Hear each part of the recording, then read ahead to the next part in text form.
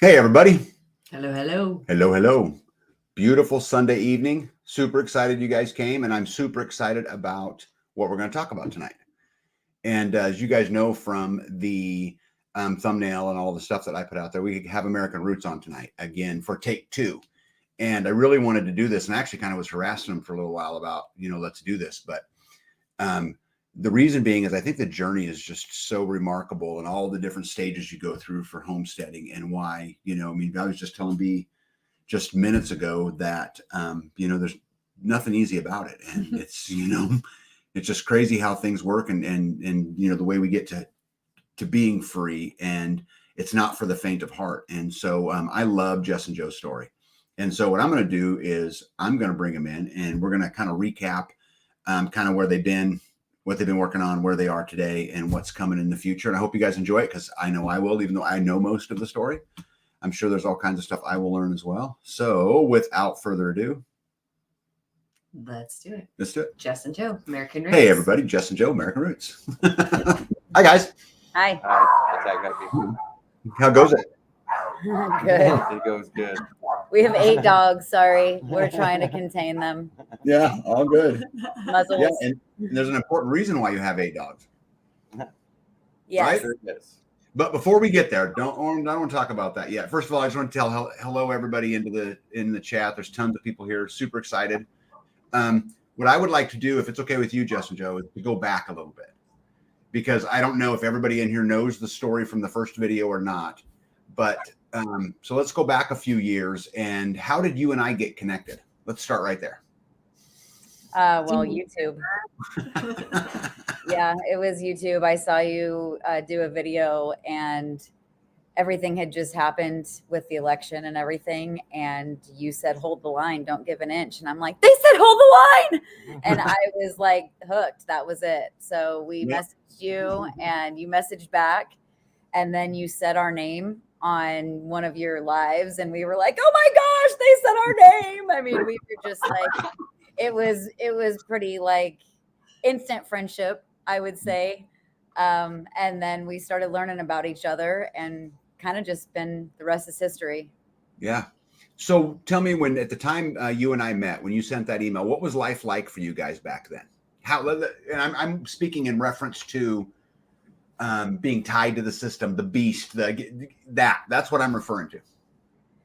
Well, I just finished my 3rd degree, so I'm up to my elbows in college debt. And I am a middle school teacher. Joe has worked manufacturing for 17 years. So at that time, we were fully entrenched in debt. We had just bought our first house about 2 years prior. And so we really were, just excited to own a property. We thought that was making it. We thought that like owning your house was what you needed to do. And really, that is what shifted things for us financially, because now we had an asset. Before we were just renting and paying somebody else's mortgage, but we were fully entrenched, credit card debt, car loans. I think I was driving a Nissan Altima at the time, and I'm like, a car, I need a truck in case we need to get out of town. I mean, I was like switching things, and Joe's like, hold on. I'm like, I need a gun. Well, gears kind of switched pretty quick, I think, because like the whole pandemic thing and the whole stolen election really just kind of opened our eyes to a lot. And I think that because prior to that moment, we had another daughter that had moved in with us. We there was a lot of other stuff shifting, and we were just trying to make young patriots really in the house, and then all of a sudden everything got really weird. And I think, that's even with like Marcia and Marshall, that's when, she started thinking seriously about other stuff, food, like, and that's when we started talking about land, farming. We started digging deep into permaculture, and really looking at what's that take and how do we get there? And, what do we got to do? And, how are we going to get out of debt? How are we going to, find land? And so that's actually, I think, a little bit prior to that, we kind of talked about it here in Arizona. And so I became a real estate agent. Mm-hmm. And it was actually because COVID came around while I was still in real estate class. And so I had to start doing that online. Jessica had just started teaching, so she had to start teaching online. And so there was like, that whole working at home thing, which, just, it wasn't jiving with anybody. It just, everybody felt very confined and weird. And, they're like, oh, well, you're essential. You can go out and work. Well, and so the real estate license was meant to kind of catapult us to look for Yeah. land here in Arizona. And then they started in with the whole, you're going to run out of water. And we don't really have the water that we have. And I was like, we can't sink our asset into something that's literally draining. And so we buy all these animals and buy this homestead and build this. And then we have no water. I'm like, no. And anybody who knows Arizona knows it's one way in and one way out. I mean, there's literally a 2-lane highway. And so we really started thinking, and my parents were like, hey, we want to kind of make a move too. What does that look like? And so we kind of joined forces. I think that really helped out because house prices at the time were still going up. They hadn't necessarily leveled out. And so we were in a weird situation where we had the opportunity that we could sell our house and move in with our in-laws. A lot of other people are like, yeah, I would like to sell my house and capitalize on the. But he's jumping the gun because that wasn't until after we came to see you guys in October. True. So we came to see true. you guys in October, and we Yep. did the homestead rotation day. That's right. And we didn't want to leave. Yeah, everybody we met there on your property at that time was amazing. Indiana Mike, we really bonded with him super fast. To meet just like-minded people that really wanted the same thing we wanted. And I didn't have to sit here and justify why I believed the way that I believed. It was God, family, country. Right. Like we just all believe the same things. And we didn't feel like weirdos. And we support our great country, and we understand that she's in trouble, and that's, but she needs defense. And that was kind of the great thing. I'm like, these are like, we're sitting there cutting wood and Billy is on the radio. They're like listening to the podcast. And I'm like, I feel like I'm at home. This is great. I don't even have to tell them, let's listen to this. Right. It just was an instant connection. And so we looked at a piece of property there, and that kind of fell through, kind of fizzled out. It wasn't really meant to be. That's the way we looked at it. Yep. And so we just kept looking, and that really started this crazy journey to kind of looking everywhere and not being settled on a place. And I mean, we've looked in Arkansas, Tennessee, Kansas, North Carolina. You name it. Before we saw you a couple of weeks ago, we were in Missouri, Yeah. So let's go back a step real quick. So you guys decided somewhere in the process that you're going to go homestead. You're going to go get a piece of land somewhere, right? I mean, and I know from just talking to you guys that you guys wanted to exit the system. You wanted to get rid of the beast. Well, I was gardening. I had turned my condo backyard into a full-on garden. It had started as like wall raised garden beds. And Joe was like, I'll let you have a few. We'll build them. We want to keep our backyard looking nice. And it wasn't long. He's like, let's build them here. We'll have rows. And there was nowhere for the dogs to play. I mean, our backyard was full on. We were growing anything and everything we could. And so when we grew out of that space, I'm like, we have to make good use of this space before we can say we need acreage, because everybody can say that they want that, but let's do with what we have. So we did that, and we ended up making a good use of an 800 square foot condo with, a tiny backyard. And we just did the best we could. And every bit of it led to homesteading and freesteading, because we started prepping and started gathering food and started, well, how can I store food in this small space? I have 800 square feet. If I was in an apartment, what would I do?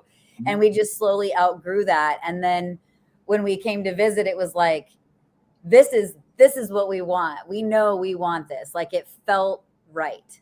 You know what I mean? It wasn't scary. It wasn't like unsettling or like, oh, I don't know what to do. It was like, I'll show you how to use the wood chopper. Okay. I was willing to take it on. And I guess that's the attitude you have to have in all of this, is be willing to learn.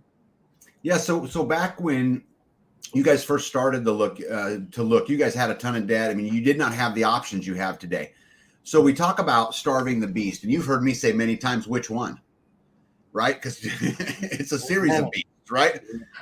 So tell us about your journey to get debt free. Well, we were doing the Dave Ramsey The girls. Well, yeah. We had two Right. 20-year-old daughters living with us. And so our daughter's best friend moved in with us. And we just said, 2 daughters, this is great. So when we say 2 daughters, you know what we're talking about. But we wanted to teach them. And at the time they were like, no guns, what? And they don't have credit cards, but they weren't aware of what that really meant to them. So we just started educating them, and which was helping us. And the next thing you knew, we were training 2 patriots on how to be, free and debt free, and what that looked like to defend yourself, and how, we just kind of started moving in that sense. But they started to see us struggle with debt and how much it was weighing us down. And we couldn't do anything because every bit of our free money was going towards paying off this debt. And it was always, we got to pay off the credit card, but then something would come up and we'd have to charge on it. And we would never get out of that rat race, so to speak. And we finally, it is a trap. And so finally, after visiting you guys, we were like, what could we really do? And being a realtor, he ran the comps on our house, and he's like, we could sell our house and we could be debt free and we could walk away with a chunk of money that could help us, but we need somewhere to go. And my parents were like, you can move in here and we could all just join up, and you could pay half of our bills, and that would help us save. And then that would help you. And we were like, that was how we bought our first house. We moved back here and lived with my folks, and we saved until we could buy, and it took us about 1.5 years. So we were like, okay, we could do this. 6 months. I'm going to be done with school in May, and that's when we'll go. 6 months. And so we moved in here.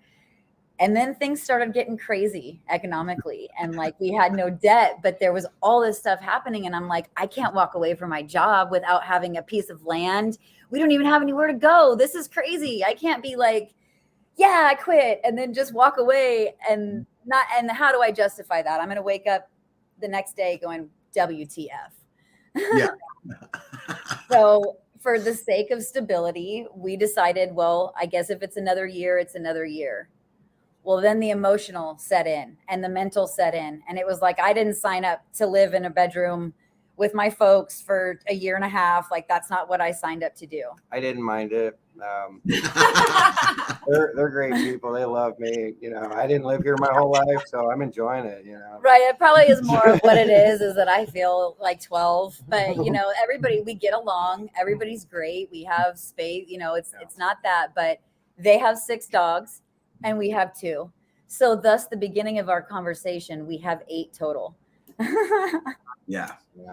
So lucky by the grace of God, we have been making it, but they allowed us to come in. And if we didn't have that option, selling our house wouldn't have been an option, because renting, it's about $1,500 for a studio apartment on Central right now.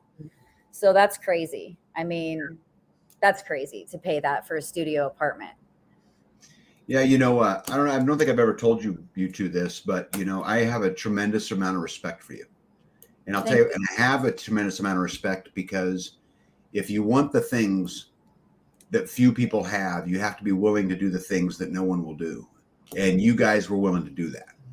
And I've listened to a lot of people talk, and a lot of people say, hey, I want to do this. And I always, think to myself, do you really?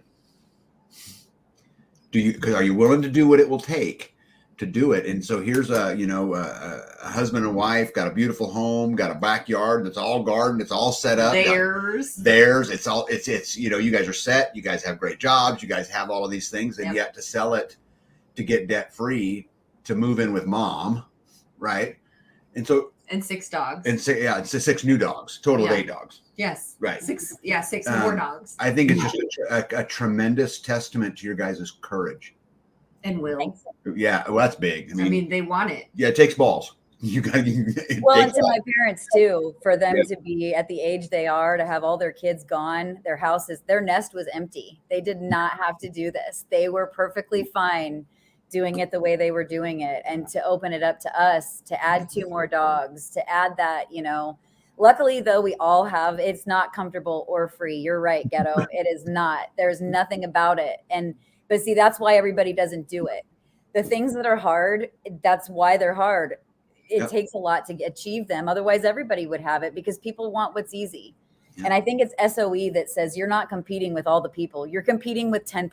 The 90% aren't doing shit. F. Yep. MF doing anything. So yeah, you know, like I think that's the most important thing to remember is that just doing something, just getting a plan, writing a list. Oh my gosh, I have lists everywhere. My lists for my lists, because we're already starting to draw and write out what we want for our land. So, but I won't jump the gun. I'll wait for that. Yeah. Because we're certainly going to get to that. I think it's just super important. I think if we, the four of us, can give everybody listening something tonight, what I want to give them is the understanding that, first of all, perseverance works, but it's a series of, it's a huge emotional roller coaster.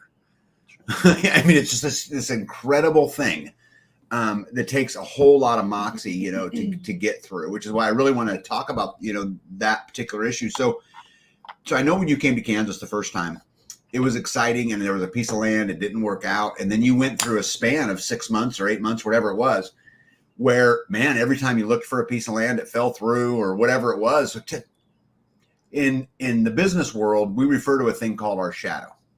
Our shadow is that thing in our head that tells us we can't, they won't work, can't happen, right? So that voice in your head that does that. And so I know you had a shadow, right? We all have shadows. So tell me about the shadow for this last 6-8 months living with your mom. Well, it's probably more of a shadow for me than Joe. Mm-hmm. Joe is a very sound person. He's always happy. He's very sound. I'm like in the corner crying, emotional. I just don't feel right. You know, I'm always, for me, I'm going to be straight out. I've kept my eye on God. I've really kept my eye on Christ and showing me that I can do it. I can do all things through him. He strengthens me.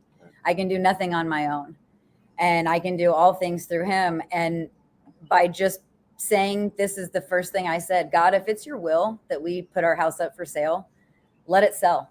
Because everybody was telling us it's not going to sell. Now is not the time. The average time on market when we listed our house was 68 days, 66 days. And we sold ours in 17. Yeah. Yep. And it was crazy how just fast it moved. And that was my first confirmation that God was saying, I put this in your heart to homestead. This is what I want for you.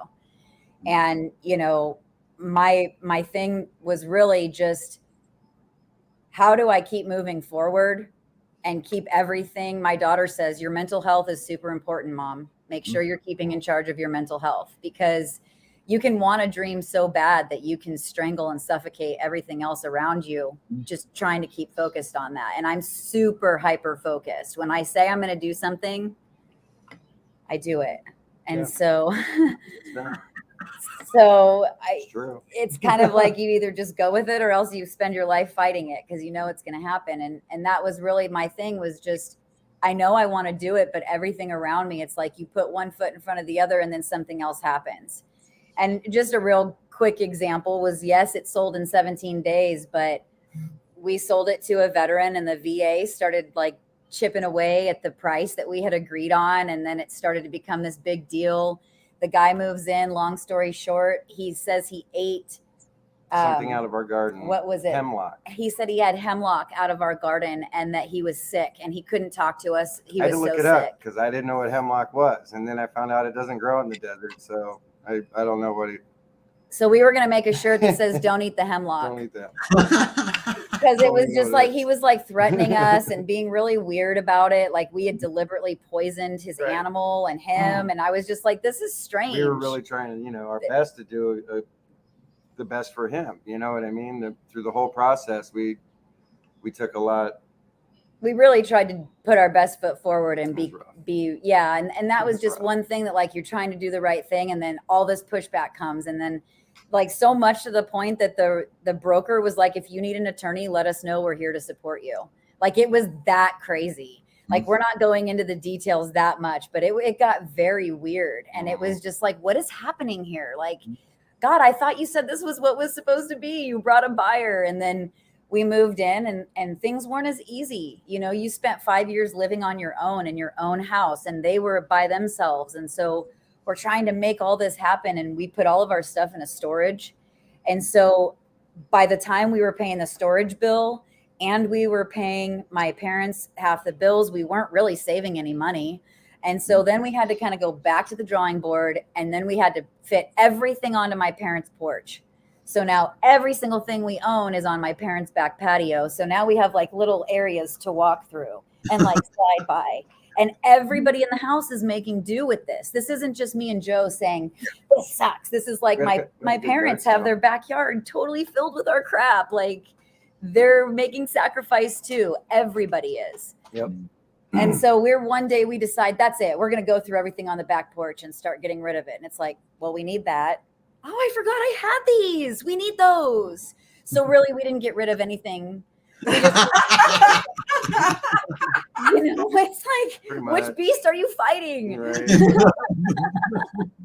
But we did get rid of the storage bill. So now we are officially like $300 less than our mortgage payment. And that's without all the utilities. So we are saving quite a bit of money now. Yeah. No doubt, silver lining. Yeah. Yeah. Silver lining says, through my journey, I feel like a race car sitting at the starting line with my foot on the brake and the accelerator at the same time. Imagine black smoke rolling from my tires. Can you relate to this? Yes. Yeah. And I felt like I was going through it alone too. I'm not going to lie. Like we haven't put a lot of it on video because everybody's like, we don't want that on camera. Like we're struggling right now. Like this isn't fun. This isn't easy. And, then half of us are like, my mom and I are like, people want to learn from our journey. And, the guys are like, yeah, whatever. We got to figure this out, and there's just a lot to think about. There's a lot when you're getting debt free, and then to stay debt free. We ran over a hitch, like a strap for a buckle for a packing strap, and it punctured one of our tires. The tires were almost 2 years old. So I ended up just replacing all four. And it was like, oh, that was not like $1,500 I didn't want to spend right now. But let me tell you, the cool part is that when you're debt free, I put that on the credit card, got my cash back, points on that, and then went and paid it right out of the money that we had. So there was no interest paid. Now, which beast am I starving, right? Right. Yeah. I think we're up to like $189 on the cash back on one of the credit cards, and I've not paid interest at all since January. Yep. So this is a good thing. Now they're paying me to use their credit card. Yep. Mm-hmm. Yep. And we bought a generator with that money, by the way. That generator we paid for, we each had a check, and all we had to put out for an $850 generator was $150. Costco paid us to take that generator. Yep. See, how cool is that? Yeah. It's just finding creative ways to spend money when you want to stay debt free. Grumpy's talked about it. Getting debt free is one thing. Staying debt free is because now they're like, you have tons of credit. And did you know you could roll over this balance with this? I mean, it's like, give me a break. They're just like, I had my credit card stolen. They tried to spend $75 at Taco Bell. I get a text message. I call Discover. Right. I'm like, hey, things paid off. That's a lot of tacos at Taco Bell. So I'm like, she goes, well, I'm going to let you know, you can still use the card, but you have to physically use the card, but you can use it until you get your new one. I'm like, they really want you to stay in debt, don't they? Like it used to be your card's stolen. It'll be 14 days till you get a new one. Sorry, you're just out of luck. Now they're like, you can still use the broken card. So back in when we met at the beginning, would you say the life you guys were leading then was easy? Yeah. Okay. It's a paycheck every Friday. Okay. I mean, it's easy as long as you do what they want you to do. Yeah. As long as you're paying your bills and you've got, and if you've got that figured out and you've got a system, life is good. You live for your next vacation. You live for Christmas. You live for the holidays with your family. You live for when we can, let's go on that vacation and max out that card again, because we just paid it off a little bit, so that's easy as long as you keep doing what they want you to do. So if it's easy, why did you want to leave it? There's no sustainability in it. I'm not here to let somebody else live my life for me. I want to say who, I want to say when, I want to say where my food comes from. I don't want it pumped full of garbage that's going to make my daughter get breasts at age 9. Like, I want to be able to say, like, you're eating organic, hormone-free, grass-fed food that comes from good, clean sources. I mean, we were driving back from Kansas and we saw horrid pictures of thousands and thousands of head of cattle crammed together, shoved in their own feces and pee. They were different colors because they were up to it. It was disgusting. And I'm like, and then they put it in our grocery stores packed with red dye, and we think it's healthy and it looks so good, but we don't really know where it came from. Yeah. We don't really know the process and what kind of life that animal lived and what kind of hormones that animal secretes when it's under stressful living conditions like that. You know, it's just super important how we raise our food. And it started with me gardening and being like, I have to figure out how to grow an organic tomato. I don't want that garbage in my tomato. And then once I could accomplish that, then it was onions and it was peppers, and it just started growing. And then I'm like, I want eggs. And now I can't find a chicken to save my life. In Phoenix. In Phoenix. It's hot. It's 107. Like, it's hot. Yeah. So so the life that you had before, then you got out of debt, you sold your house, you moved in with your mom. Is life is that easy? He giggles. We love my parents. My parents love us. It's not anything weird or drama or anything. It's just 4 adults with 8 dogs in a 1,500 square foot house. Yeah. Like, it's tight. And then on top of it, Marshall's a pack rat and I'm a pack rat. So both of us being pack rats is going to mean like 500 trips to Kansas. Yeah. He keeps saying, I'll trade that trailer in for a bigger trailer. But if I had this, and I go, you're just going to end up with a semi, like, Right. you know, because we've got so much stuff. But it isn't easier.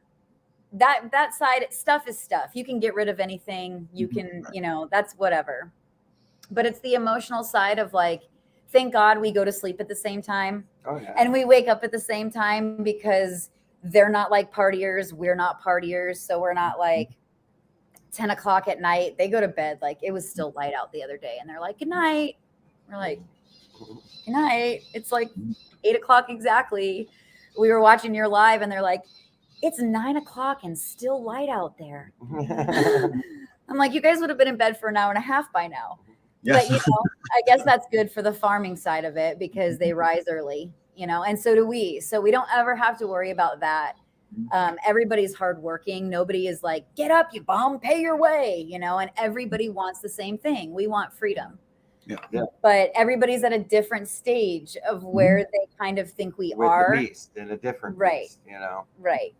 And we're not here to convince anybody. Like, part of being part of a like-minded family and group is that you either are in or you're not. Yeah, how Right. can we contribute? How can, you know? And everybody brings something to the table. My mom has learned at age 73 how to can successfully, and she's canning anything and everything. She's freeze drying anything and everything. And she's like, what do I have to bring to the community? And I'm like, oh my gosh, just make us lunch. Yeah. Yeah. Right. Like, Well, that's the what we thing, need, yeah. you know? Her and Jessica both amazing cooks. Well, and I have a culinary degree, and I'm like, and it's just doing nothing. It's just kind of hanging out here, you know? And I'm like, wouldn't it be fun to do something with that? But Joe brings a lot. He's a manufacturing tech. And so he has to figure out like what's wrong with machines. He's a maintenance planner. So big equipment, things like that. And he builds furniture. If I want something, he builds it. And it's like, well, what does he bring to the table? A lot. A lot. Marshall, a mechanic and a jack of all trades. I mean, look at the chicken water he came up with. Yep. Like, if we can get water piped out to the chicken coop, I don't ever have to go water my chickens. They can just be on the toilet float, you know? Float, yeah. Yeah. So it was like, he's always coming up with ingenious ideas, not just mechanics and working on our car, you know? And I'm a middle school teacher. I teach music and band, and I teach computer coding, but I also have a special ed degree. So I can teach special education. I can teach general education. So kind of we all bring something to the mix that's kind of like, you know. We went shopping for the library earlier today. So we started finding more cool books on how to do stuff. Plumbing, all about plumbing. No, there was some really cool. Masonry, all about You masonry. can find some nice books in the thrift store, you know. Yeah. Realize that when the grid goes down, you know, you can't really Google how to do this, but if you got a book, we'll figure it out. And your brain thinks, go to Google, Yeah. go look it up. And Yeah. you don't think, oh my gosh. Yeah. And so the one that I pulled out to read again was the independent farmstead. Mm. These people have made a fully self-sufficient, as much as you can be. They still Yeah, have they to got a go good do a few story. things on 7 acres. Yeah, they got a great story. So, and they're all about Sean and Beth. permaculture. And, you know, I heard about them through Billy and Justin Rhodes, and I've been learning all about them because that's kind of where we're going with this. How do you become self-sustainable? You want to get debt free. Yeah. You have to start. I think I told you this, Tag. What am I doing? Right. Know how to milk a cow. I don't even know the first thing about it. And I want to go be a farmer. Like, Should be a good milkmaid.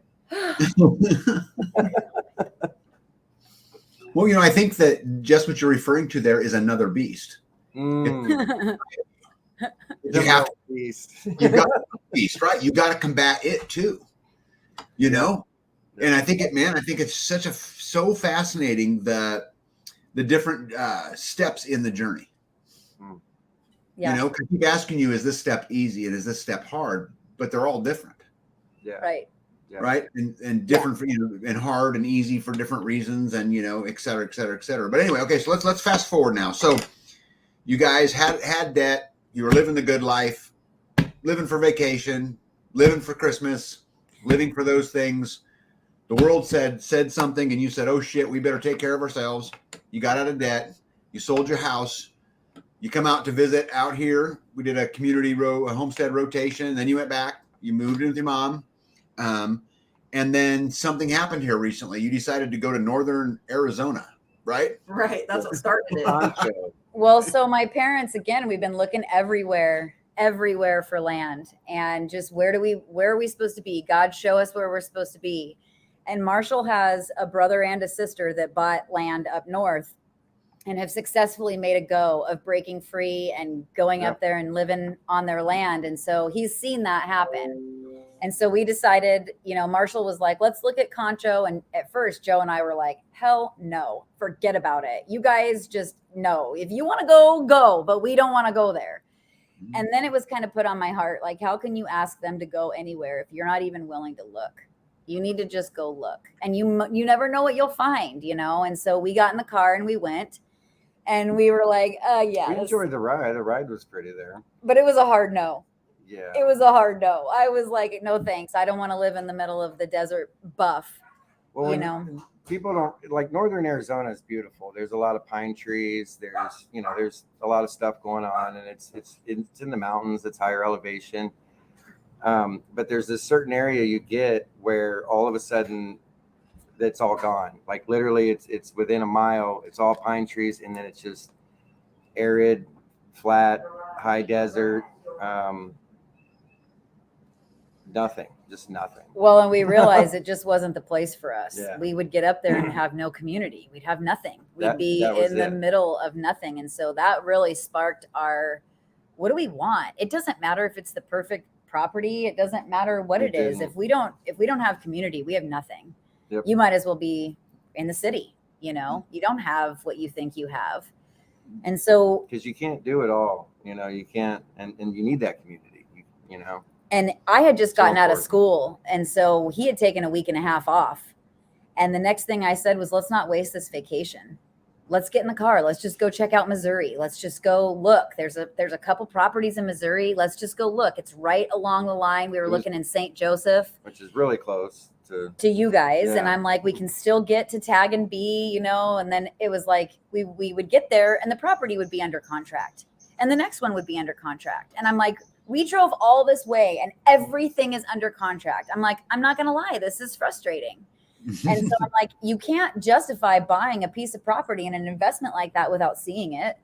I just don't know how you could do that. That doesn't settle right. That's not good business. That's just everything about that says danger. And so we had to see it. And so we were like, well, let's just go get in touch with Phil and we'll go over and we'll talk to you guys and say hi. And that's a good point, Mike. You know, yeah. And that was the thing about the land in Concho, since Mike brought it up. It was on an aquifer. And so when you're like, well, I thought you guys were worried about running out of water. Well, this property was sitting on the Apache reservation. It's in Apache County in an Indian reservation. So it was on an aquifer. So you're like, well, man, that would seem like abundant water supply. So that was kind of where we were thinking that would be a good deal. But Like that. We work from can to can. right. Well, so we ended up going to see you guys. And then all the while, I mean, I'm like, God, why did you bring us all this way? This is an expensive trip to just take, to just, yay, carpe diem, let's seize the moment. You know, like I was just like, this doesn't feel, what are we doing here? And then we're standing in your garage and it's like, so what's up, guys? And we're like, oh, we don't know. We just decided to drive. You know, and so that got the wheels spinning in B's head. And, you know, so B was like, let me see. So we ended up spending some time together and looking at a piece of property there. And then another piece of 5 acres of land. And then another one came up. And that was kind of where we were at. It was like, you know what? We want to be with our community. I don't know why we're trying to like find something somewhere else that we think like, I don't know what we were looking for. We don't want to make such a big decision without turning over every rock. Yep. Does that make sense? So it's like, I don't want to buy those shoes yet. What if there's another pair? Well, we went and looked and there's not another pair. We like this pair. Yeah, so you guys came out. By the way, we had a great time. We hung out, chit-chatted, hung out on the back deck, watched the pond, went to eat, just ate a lot, yeah, as we always do. So that was super, super nice. But and we were working on trying to get some things figured out and trying to figure out how to find land. And B was on a whole mission and all this, but you left with pretty much not anything more than you came with, right? Other than the experience. Yep. So you went back home, and then what happened? Well, I was at work. I actually was at work telling people about my vacation. And B was still hard at work trying to nail us a piece of property. Oh, yeah. And so then we were waiting on that, and you called and said, hey, I got something that just popped up. And I'm like, oh, really? Let's peruse it. So it was a pretty good piece of property, but it was missing that one thing. You know, it was right where we wanted it. It was acreage that we wanted. This board behind us is the board we wrote everything that we wanted on it. And it says 20 to 40 acres.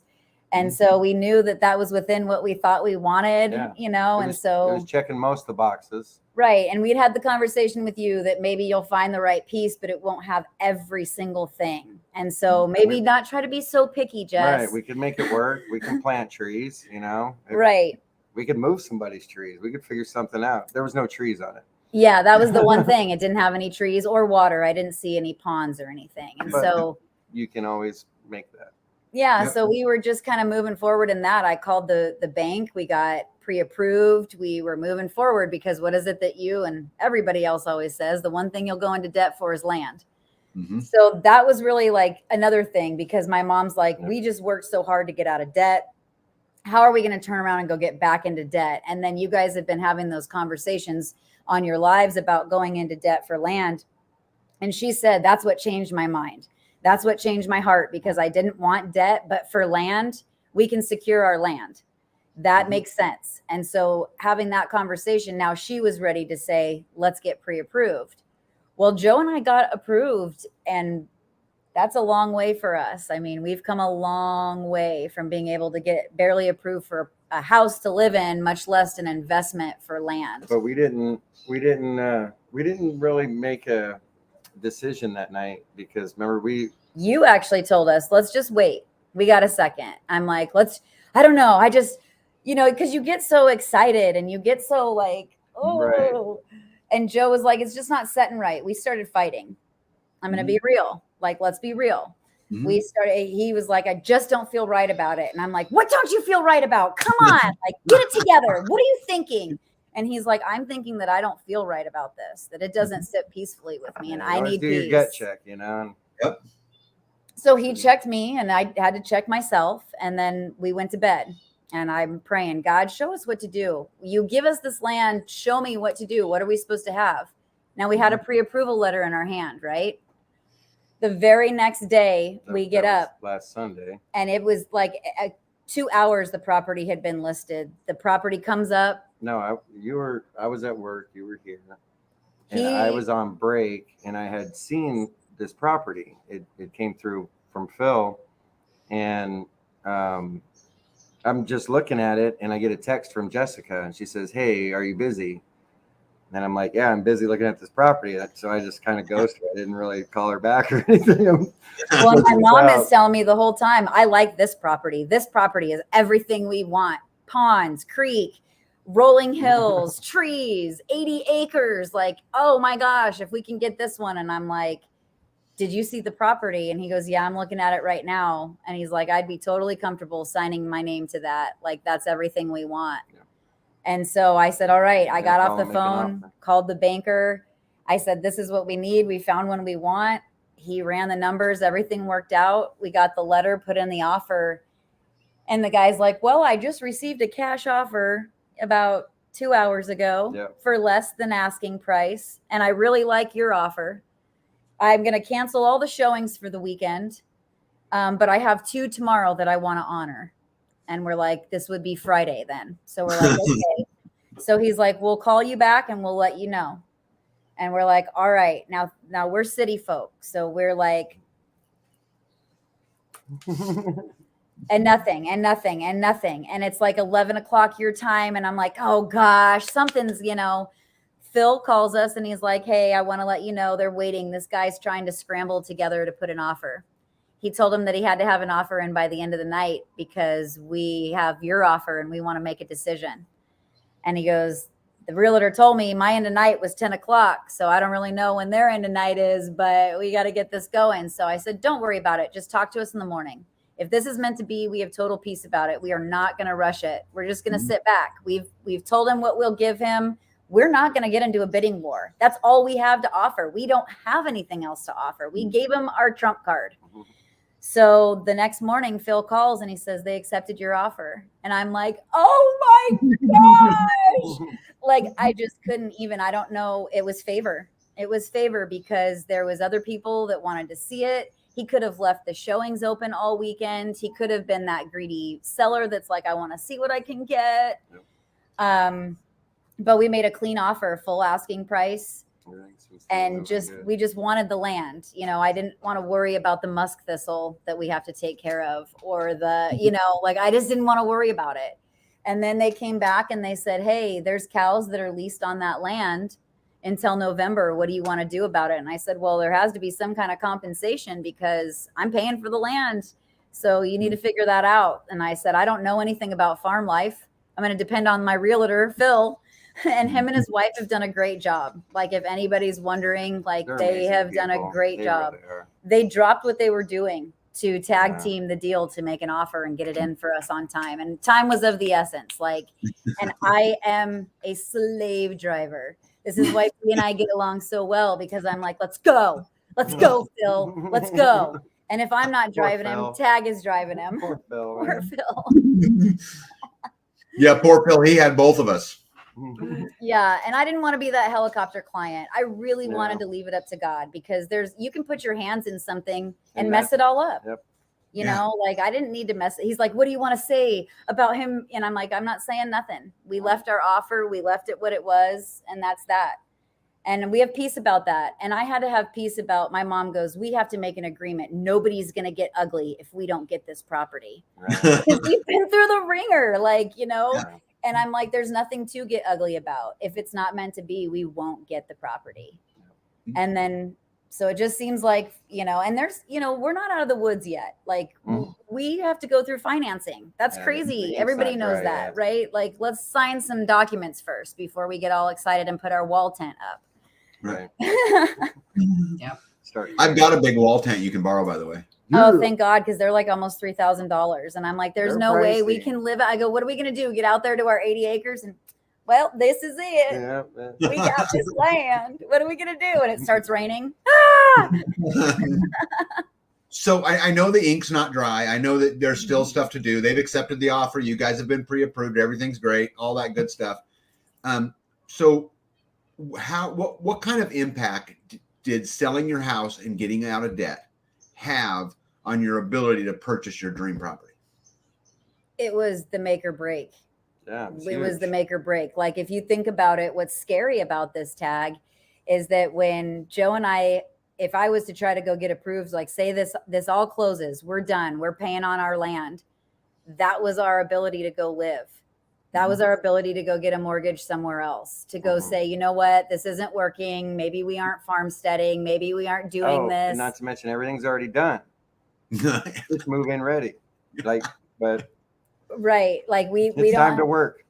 We don't have any, like now it's like you're realizing like all we have is grass, you know, like we have grass and I don't mean it like all we have. I mean it like we don't have a house. Like we've got to get serious about what we're thinking and about what we're doing.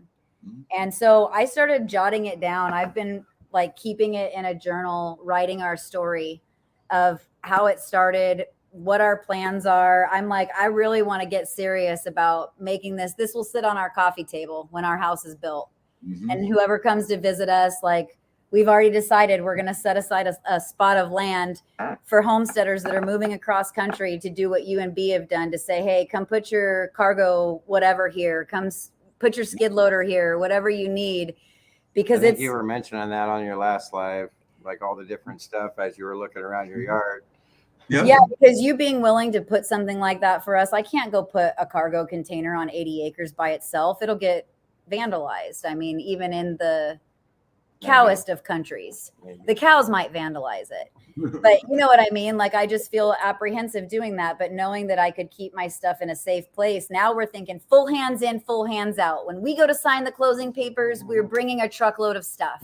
We're bringing tools. We're bringing a Camp Chef cooker. We're bringing, like, started looking at wall tents. I'm like, we got to have a place to stay. And you know, we're going to want to stay on our land. We're free. Like, you know, I'm like, I can just only imagine what it's going to be like. And so I'm like, we need an ATV. We need some kind of a vehicle, a motorized vehicle to get across our land. I'm like, but now all these possibilities open up. And it wouldn't have been possible had we not been debt free.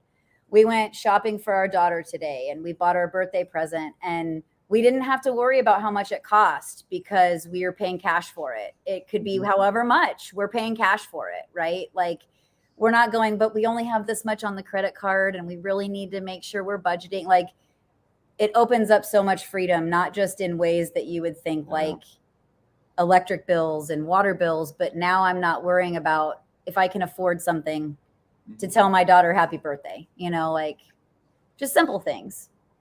Yeah. So getting debt free played a big role, but there's something else I think that played a big role too, which is Marsha and Marshall. Oh, we couldn't do it without them. And they the same. Like, it's cool how God used it because like we felt like we were kind of a heel. Like, here we are coming into their house, their sovereignty, their own stuff, right? And we're coming into it and we felt like we were burdensome, like our dogs are annoying. Like, you know, you just can't help that. You just can't. But then you start to realize, like, Marshall quit his job. He was realizing that the mechanic he was working for was basically ripping him off and taking his money to pay the other mechanic. And he's like, why do I have to pay for him? You should be paying for him. So he quit his job.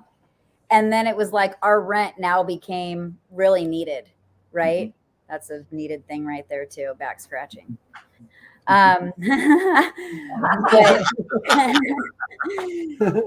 But it's really cool because now it's like we all need each other. They need us, we need them. And then when we went to go do this, it was like, how much money do you have to bring to the table? How much money do you have to bring? And we equally brought the same amount, which now it just makes this giant thing seem way, way smaller. Because I told him, yes, we're financing the property, but my parents are going to be right alongside of us doing it. And we took out a 20-year loan, which was all that they offer. But we're already like, okay, you guys make one payment, we make one payment, we can cut it down to 10 years.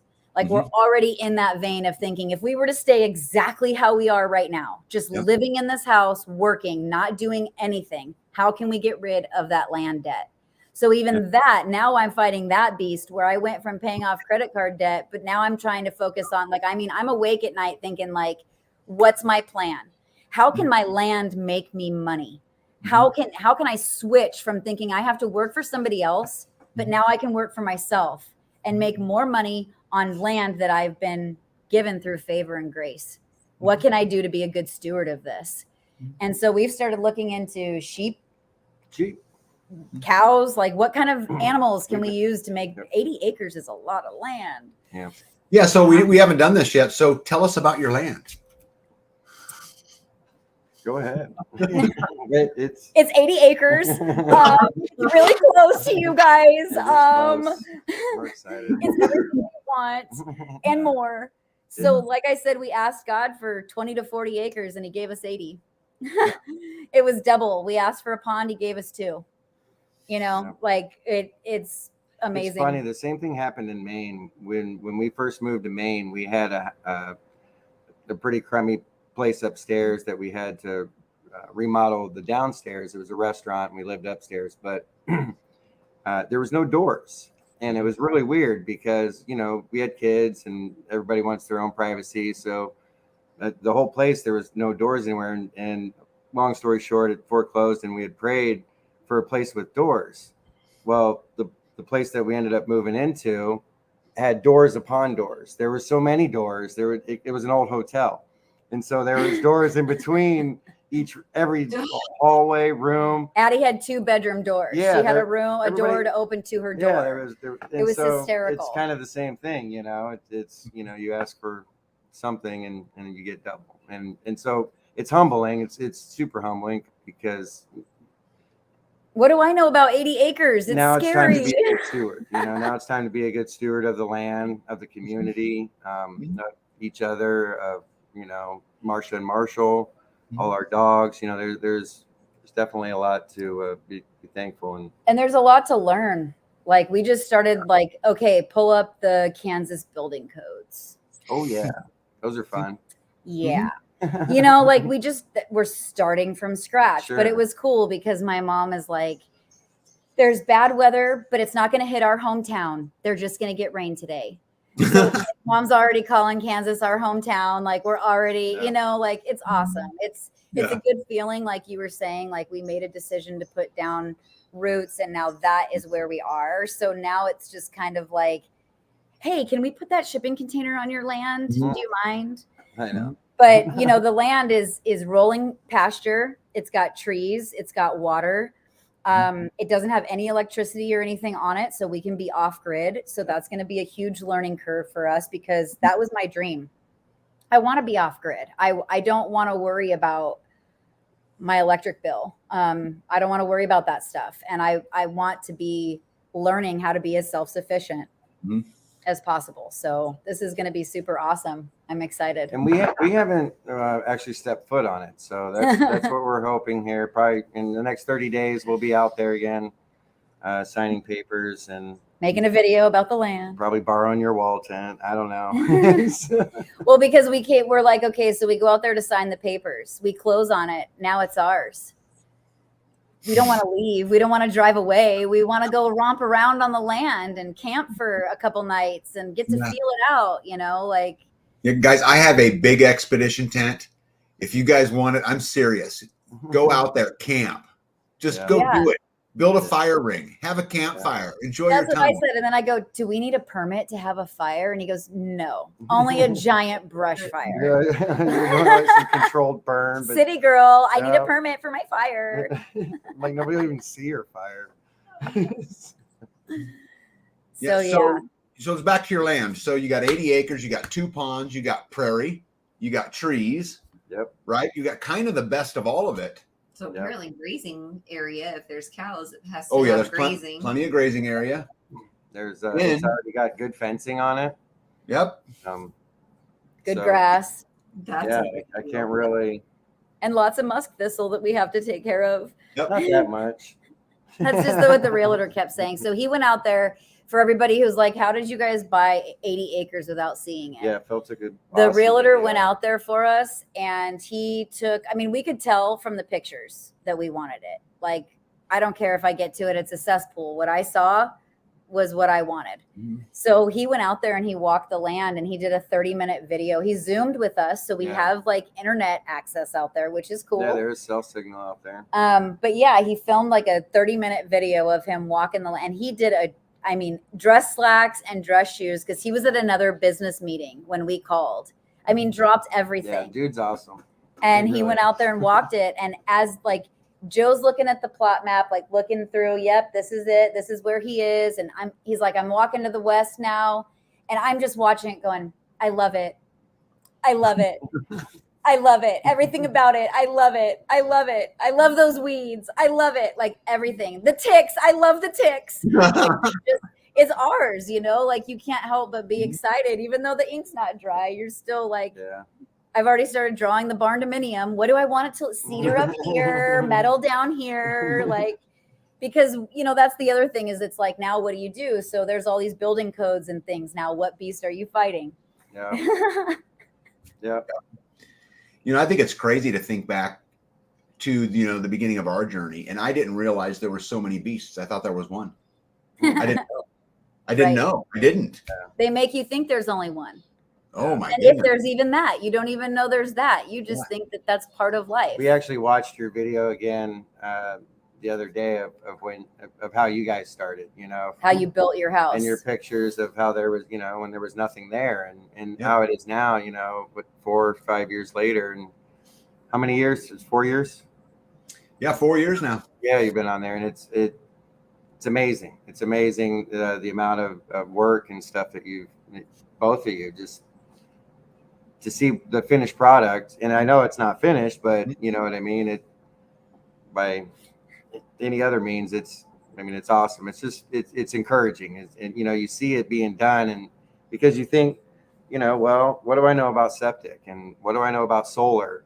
And then I even told Jessica, I'm like, she's like something about power or whatever. I'm like, yeah, tag solar, like what he does, man. Like, I'm like, we don't have to figure all that out. We just come up with it now. Like, yeah, he's done the trial and error on that one. But there's a part of it you want to learn yourself too. Oh, absolutely. Like I Sure, yeah. appreciate the helping hand and the walking through it. But there's a part that, like, I'm a hands-on learner. She is. I can read a book all day long, but it isn't until I get my hands in there and really start to see what is this, you know. Like I know now not to proof cinnamon rolls and go look at property while they're proofing. Yeah. You finish cooking the cinnamon rolls, then you go look at the land. Yeah. And yes, Eagle Lover, I love the ticks if they're mine. Yeah. That's right, because they're yours. Manage them. I can manage my ticks. Yeah, well, there's a couple other really cool things that happened out of it. Is when as we were going through this, Jess and Joe had it pretty much. The deal was agreed to. They'd accepted the offer, and I knew right where the piece of property was, almost. You know what I mean? Like I knew the area. Mm-hmm. I didn't know it exact, but then there was something else that really cool came about it, which is that I'm talking about where it's located. You guys have a neighbor. Yes. Super excited. Who's our neighbor? Yep. The Martins. So, yeah, the Martins. So we have someone who's in the community who homeschool. She's the best bread maker I know. Yeah. But they have a beautiful little homestead, and they're your neighbor. That's so awesome. You accidentally moved next door to someone who's already in the community. I don't think it was an accident. It was meant to be. Yeah. Yeah. There you go. Because we actually had interaction with that family at the At your homestead house. rotation. Yeah. A beautiful, like every single interaction with each one of them was cool. You know, I'm a teacher. My heart is kids. Joe and I love kids. We have led like youth group for kids at our church. Like we love investing in the future, and that is your kids. investment in eternity. You know, it really is. And kids need positive adult relationships. Mhm. And when we were there, we were cooking. I think I was cooking with one of her kids, and another one was out in the field cutting wood, and Joe gave him my eyewear. And I was like, he goes Safety like, first. yeah, he goes, I gave him your safety goggles. And I'm like, you gave him and he goes, it was a kid. And I look over and cute, he's wearing them, you know. Well, Jessica's got a very tiny head. I don't know if people really realize that. It's like my thumb. I think I can cover it with my thumb. I need kids' glasses and I need kids' hats. That's why I'm always asking for a kid's hat. Yeah. So yeah, the kid needed some glasses, man. I didn't want to have a chunk of wood in his eye, so I gave him her glasses. Well, but who knew what God was doing even then, investing in relationship, Yep. just those small little seeds that now it's like, how cool is that, you know, they'll remember us for sure. You know, we had memorable interactions. So just neat to know that we're around like-minded. Again, the importance of community. Yeah. Yeah, and you guys are probably 5 miles from me, 6 miles maybe. I mean, I haven't measured it, but It's so awesome. yeah, it's super, super close. But you are literally like next door to them. Oh, That's exciting. great. Yeah, which is super, super cool. Yeah. So Can't wait. yes, I know, guys. I had not planned on asking you about your plans because I know what you're about to go through. Right? You don't even know, Sure. right? Right, we Yeah. don't. You don't know to some degree, don't but have I know there's one thing you guys talked about doing, which I admire a whole lot. So let's talk about the library. Yes. Well, I'm a nerd. I love to read. Joe said it. When anything happens, the first thing we're going to wish we did was not throw away all those books. Yeah. And so I love the resources, and I want to have a community library. We have plenty of acreage. And people that can, there's a lot out there, not just through people's stories, but, I used to collect books. I started in Maine. I actually fell upon it one day at an auction. And it was the last thing to go. And the guys had all these crates of books and nobody would give them $20 for them. And I'm like, I'll give you $20 because I wanted the crates. I didn't even really want the books. And then once I got all the books, there was like just the history of the town was in these books. Every garden book. This was somebody's family lifelong book collection. This was It their was estate amazing. sale. Oh, it was so amazing. Yeah. There was the history of everything. Nazi Germany. I mean, it was everything. Original Dr. Seuss books. This was like their family collection of books. And that really started us into books. Yeah. And that's the one thing I've really sank my money into is buying books. Like we just went to the thrift store and bought books. Like I'll buy books on anything. I sent you a book, B, when we first were interested in Kansas about Kansas wildflowers and like all this neat stuff. And I'm like, I just thought it was super cool. And I'm always into that because if you look into like copyright of books and when they really started propaganda and all of that stuff, like the way they do it is through our media. And the earlier printed stuff that you can find, I have a dictionary from the late 1800s, and there's words in there you guys wouldn't believe. And there's words in there you wouldn't believe. That it's not even that. It's the amount of knowledge. You know what I mean? That just how awesome. And I thought it was your idea, Tag, but about the library, but for the community, Yeah. And I mean, how awesome would that be for everybody to be able to come take a book, come leave a book. Seed exchange, a seed exchange, have a seed exchange there, something, where it's like a card catalog, and except you want maybe this kind of seed, and you know what? Here's some of these, and I want books of all kinds. I don't just want like self-help books and like, oh yeah, let's go to the library. Like I want books of all kinds. Do you guys remember reading like Gary Paulson when you were younger? Like Hatchet? Like those books were great, but B, that was a great book. But even like Ray Bradbury, or like you were talking about Animal Farm and 1984, like books that are going to be hard to find, books that you're not going to have around, even like Huckleberry Finn, like stuff like that like just because the stuff that the kids are reading now is really poisonous. It's really planting the wrong kinds of seeds. There's a lot of lies out there. And if our library can help our community where you could leave a book, take a book, anybody wants to donate books, like that's the cool thing. I was in culinary school and somebody gave their entire cookbook collection and we had crates of cookbooks. You know how much knowledge is in cookbooks? I was looking at cookbooks today. Meat preservation, how to, like things that we just don't, things that have fallen at the wayside because ultimately the way we got to this point of having to fight these beasts is we traded everything for convenience. Over the years, that slow fade has been trading for convenience. If we don't want to cook, we'll go to get fast food. If we don't, I was talking to Indiana Mike's wife, Jeanette, about that where do you go for Chinese around here? And she's like, oh no, the goal for me is to just get good at cooking all those things that I have. And I'm like, you're right. And then I turn around and every one of them's going woke anyway. So why would I keep giving you my money and keep making my arms fat when I could cook it myself, And again, back to the self-sustainability. Now I'm like, I need to be making and bringing in as much of my own. When I drove on your property, I'm like, it's grown so much in the 6 months since I've seen it. Yeah. I mean, yeah, it was fall, but You know what I mean? You guys have done so, there's been so much more happening, and it's like every season there's more and more. And that's, you're doing the right thing when that is what excites you. Yeah.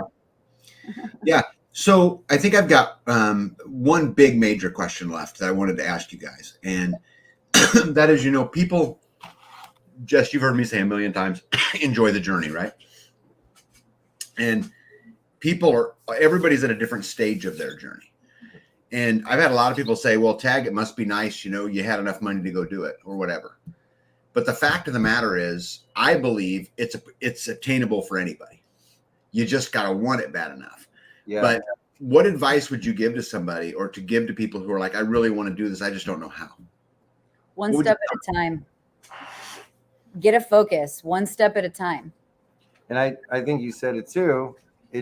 It's the journey, and that's what you need to enjoy, and stop and realize that the destination is the journey. It's, we'll be in Kansas and it'll be fun, but we need to enjoy the time right now to move out there. And then once we get out there, we'll enjoy that journey and the struggle of getting water.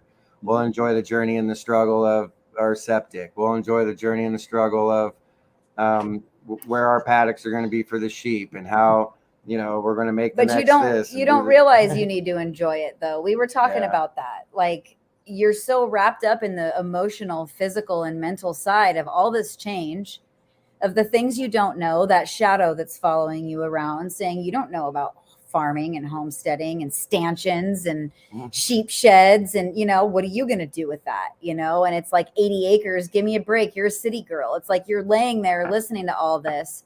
But then you remember, like, there's a good purpose for this. There's a good reason. I think that for me, because of the mental side of it, it's been hard to see and enjoy the journey because of struggling emotionally and being like, and thinking like I was done teaching and now I'm going to be teaching a whole other year that goes against what I wanted. Well, what we want and what God has for us are two totally different things. And we have to do this to get freer, because the idea was to pay cash. Like, if anybody heard me in the beginning, I had said, I want to pay cash for my property. And I had really, really fought the good fight for that. I mean, my parents had looked at everything as well, from anything from $100,000 to $650,000. Like, we had looked at everything. And I just was not settled with spending that much money. And I couldn't enjoy the journey thinking about being that much in debt. And now you're like 80 acres. It's worth it. It's worth the debt. It's worth that. And so you had said, like, this is the journey. And it's like, when you're going on vacation and you're like, I just can't wait to get there. I just can't wait to get there. And you get there and the kids start throwing a fit and you got to spank someone and someone's mad and you're, nobody's really having the great time they thought they were having. But it was the road trip there. It was the car ride. It was the blowing bubble contest. It was the laughing and the singing and the, eating and having ketchup all over your face or whatever, like, you didn't enjoy the journey. And so that's another t-shirt I'd like to make. Enjoy the journey. This is it. Like, having these conversations, walking through these learning things. When we look back, we're going to be like, you always think, oh, the good old days. These are the good old days. Right. You're living in. That's right. And I think we're just programmed to be thinking there's something else there. Like, Yeah. So what are you afraid of? Not doing it right. I'm a perfectionist, and I know I've got to let some things go. And that's probably going to be my biggest learning curve, is that there's a million ways to do things. I mean, there's a million ways to edit a YouTube video. It doesn't mean that's right or wrong. It's same thing with animals. But my biggest thing is I want to be a good steward. I've said it with my chickens. Like, I've never had them, and I want to be the best chicken mama that I can be. Like, I want to do this with the best intent to raise the best. Why are you laughing at me, B? Because you want to be the best chicken mama too? Out there spraying your birds. Well, I think you hit something really, really important in there. B loves her animals. She takes care of her animals, and they have good homes, and they don't ever drink out of, I don't say ever, but their water bowl gets cleaned out several times every single day. I mean, right. I mean, she takes care of her animals. but yet there's also not a single person that I know in the world who's killed more chickens than Bethany. That's awesome. They were learning They- curves. I Right. can accept that. Yep. I mean, do you know anyone who's successfully drowned a chicken? That's awesome. She was drinking. Did- Kind of. Did you ever know anybody to smash baby chickens while they're still in their eggs on a rock? That I didn't know she was alive inside. I love you. I love you. Yes, but we try to be good stewards to the animal. Right? That's what I mean, though, is I'm just scared of, what I don't know, I think. Yeah. Yeah. And so as long as I'm willing to learn, and as long as you have open ears, listen to what people around you say, like take things in, my principal told me this once. She said, the thing I love about you is that you take advice and you go with it. Like you don't just let people tell you things and then you don't apply it. And I'm a firm believer if somebody's telling you something, it's for a reason. They're sharing this knowledge with you so that you don't smash your eggs on rocks and you don't drown your drinking chickens, right? Like, so it's just important to have an open mind and be willing to learn. I don't know everything. I don't know anything, but I'm willing. And that's the biggest thing, is that I'm not willing to believe the lie. You would ask me, are you more scared? Is your fear greater of not knowing how to milk a cow or of getting locked down again? And I'm like, you're right. Like, I don't want to get stuck here. I don't want my money that I've worked so hard for to turn into monopoly money and be worth absolutely nothing. Like my mom talked about my uncle who stored his Confederate money in shoe boxes in the basement. And when he died, they dug all that stuff out and they had a whole basement full of shoe boxes full of Confederate dollars that were worth nothing. Like at what point are you going to turn that cash into a hard asset? Yes. American prepper. So it's important to do that and be listening to what people are saying and not thinking you know it all. Yeah. I'm going to answer Ghetto's question real quick because he just had it up here. He said, I got to ask Tag, how's the tornadoes in your area? I think Kansas, I smell cow boo-boo and see Wizard of Oz scenes. Laugh out loud. That's funny. It's so funny that's what people think Kansas is. And in fairness, some of Kansas is that. But the area of Kansas that I live in is hilly. It's got lots of trees. It's got lots of water. Yep. There's not a lot of cow.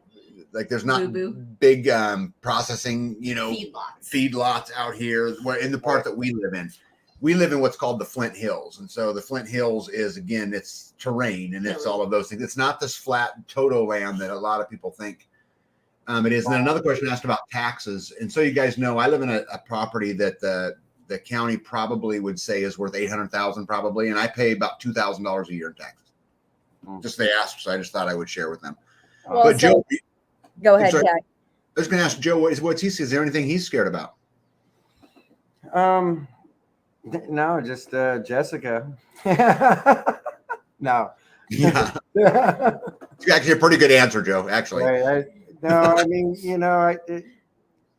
every life or every day brings something new to life. And so it's, you don't know, it could be a good day. It could not. And I think really I read a really cool article from the Warrior Post Society yesterday on courage. And it was basically about this Delta officer ranger that he was explaining. I think it was the guy, I wish I knew his name and remembered it, but he was part of the Black Hawk Down rescue. Mm-hmm. And so it was kind of his story. And he was explaining, like, a lot of times with courage, like people aren't born with it and stuff like that. It's facing those fears and moving forward in those things. And the more you recognize your enemy, the easier it is to defeat them. The more you realize, hey, you know what, your emotions, you learn to cope with things different, pain management, you name it. And so to me, I've never been like, I don't want to say like I'm scared of something. I told you I'm pretty high risk with a lot of things, but I think it gets harder as you get older, being high risk, because you were talking about earlier, when we were younger and stuff like that, like everything just seems so like everything is easy. You know what I mean? There is no obstacle. You can bust right there. But as you get older, you start to realize like there's the tangible. Then, you know, I can get into the spiritual aspect of it, you know, and just how that dynamic of the carnal and the spiritual are, there's always a battle, but you just, you know, you move forward. And I think, you know, you yoke up with like-minded people that, you know, I always tell that, you know, our daughter, if you want to be successful, hang out with successful people, you know, and that's kind of, and I think you had a good quote for me the other day, which was, it's all good in the end. And if it ain't all good, then it ain't the end. So that, you know, that'll resonate in the back of my mind as the days that it's not all good. Well, you know, keep moving forward. So. Well, you know, in Ghetto, to address what you were saying, the funniest thing that we've never really talked about is that Kansas was never on our radar. Right. When I first met you guys, I was like, where do you live? And when you said Kansas, I was like, ugh, all I see is Dorothy and the spinning house. And I'm just like, you live out there? And you're like, yeah, but Jess, it's not like that here. And I'm like, It's a right. nice secret little place. Well, and we had lived in Maine where we got like 96 inches of snow the first year we lived there. So I'm like, yeah, and what's the snow look like? And you're like, oh, 12 inches a year. And I'm like, yeah, right. And then we got there and I'm like, it really is green. It's not like the Great Plains at all. It's like hilly. You really It's do. beautiful. And Ghetto, I got to tell you, like my heart was changed. And my mom was like, I have no desire to go to Kansas. We just bought 80 acres. Like I was not thinking that was going to be it. But there's this little nook of heaven that's like this sweet spot, right? That's like, yeah, I will. Okay.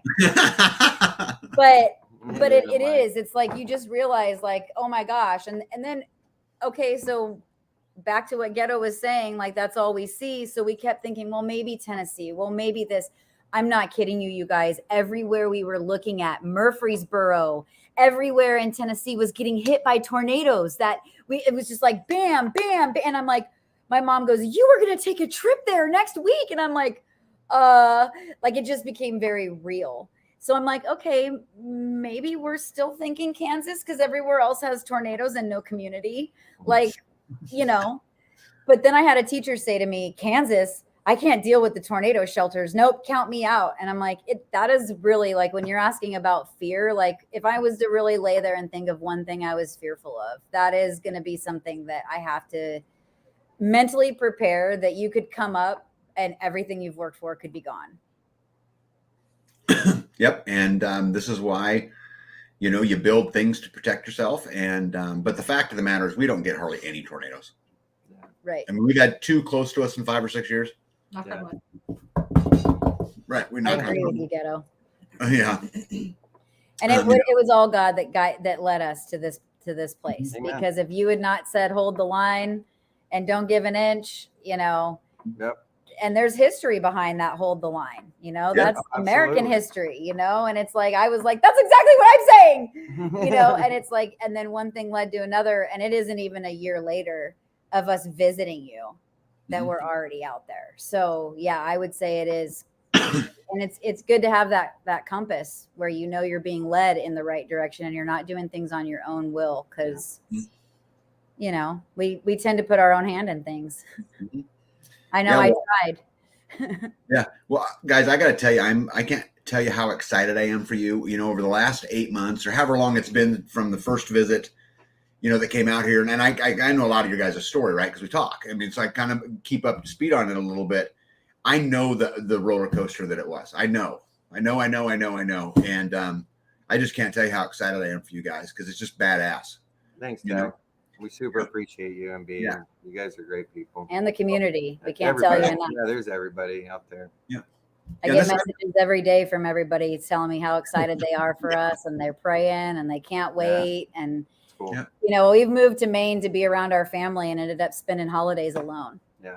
Yeah. You know, so sometimes family isn't the way to go. And sometimes you need to yoke up with the people that are supporting you and telling you can do it because the whole world is telling you can't.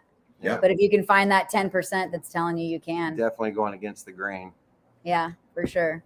Yeah. Well, you guys went from complete slave, completely in debt, to living with your mom in order to save enough money to being able to strike at 80 acres. I mean, you're a land baron. right? I mean, so Yeah. this is a Humbling. huge, I mean, what a huge, and guys, if you can go out there and do that, a lot of people can. They just have to have the faith and the confidence. That's right. They just have to have the belief inside of them that they can do it. It's not impossible. I've had people tell me my whole career that it wasn't possible.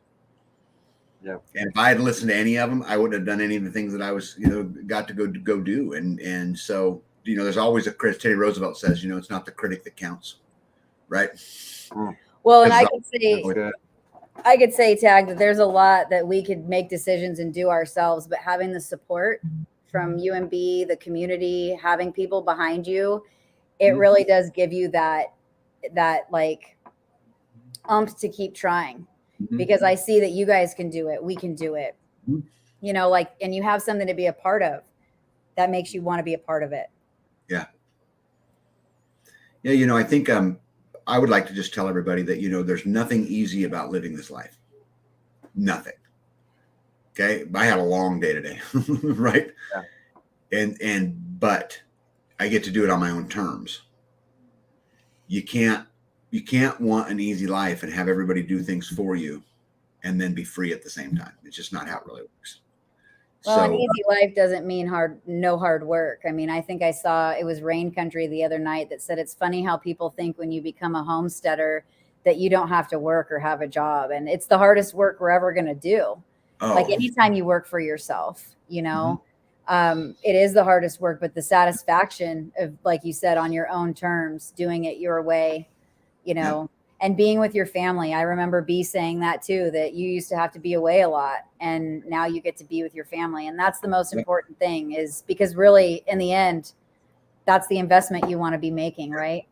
Yep. So it's humbling to get to be a part of this and to be a part of the community, not just to say, oh, thanks for accepting us, but to get to bring something to the table.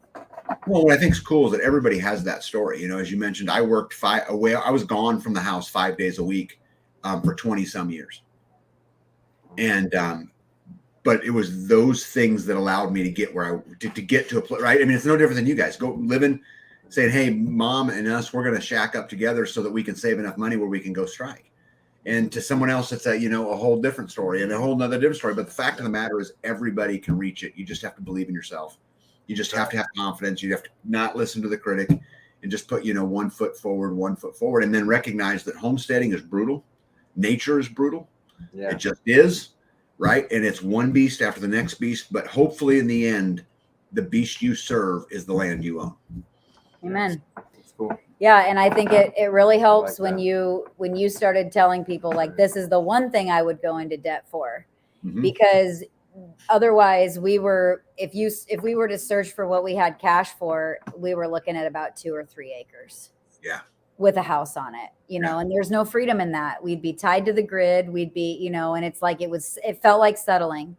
It felt like we were saying, well, this is what we'll take, I guess, but we're free. And I'm like, that's not how freedom works. Like, I just don't see that. I guess you are free. But if you're sitting there and you wake up the next day thinking, what did I do? For every family he brings, you might be right. He tried hard. For that couple dollars, he gets knocked off his taxes every year. When's ghetto coming out? Oh, I would take it. If I could get a deal where they would knock some dollars off my taxes for every family I brought in, I'm doing it anyway. I'd totally take it. Yeah, but we're doing it for whole other reasons. Yep. Super cool. Well, guys, like I said, I want to tell you guys, I can't tell you how proud I am of you. And more importantly, how much I respect you, because I know what you went through. And like we always talk about, you got to be willing to do the things no one else will be willing to do, or you're not going to get there. It's just that simple. And, we talk about this on the channel all the time, sitting around bitching about the Democrats and the Republicans, sitting around, complaining about, hey, inflation is too high, sitting around doing those things is getting nothing accomplished.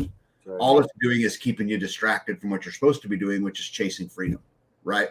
And you guys didn't get distracted. And so, I just can't tell you how proud I am and how cool. When I got the message, where you guys, the offer had been accepted, I was like, oh, you guys I was super excited. Like super excited. Yeah. Thanks, well, yeah, because this has been a long time. I mean, that first property, we thought when they were asking for our phone number, you were like, yes, they're asking for the phone number. And it, things happen for a reason. that was kind of what we wanted, but that was only half.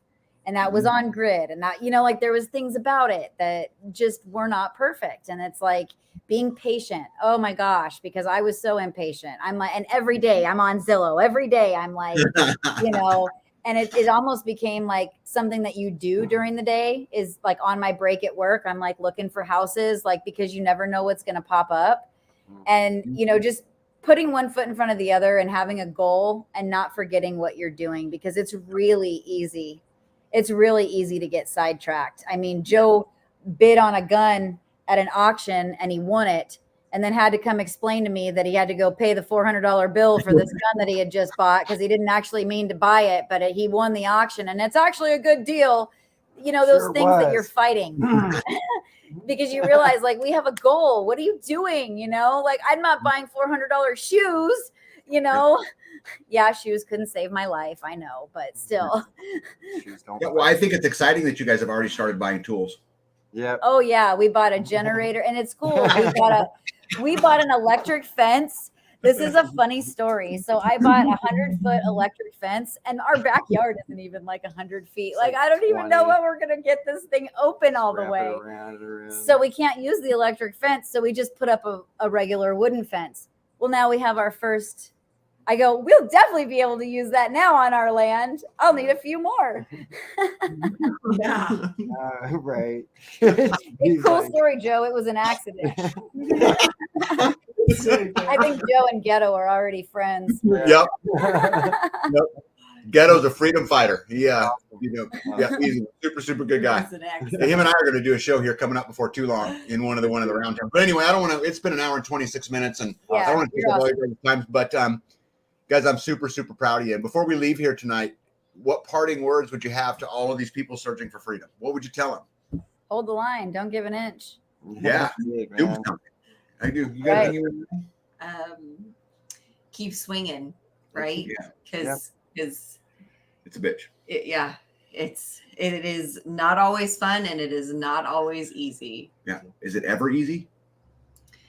Because it's not always fun, but sometimes it is fun. I don't know. I don't remember a time when it was easy. I don't know. Pulling weeds out of the swamp are pretty easy. Oh. Well, one thing I'd like to say though is that I just to keep that confidence that when you think you're not making gains, you really are. One baby step is better than no steps or a step backwards.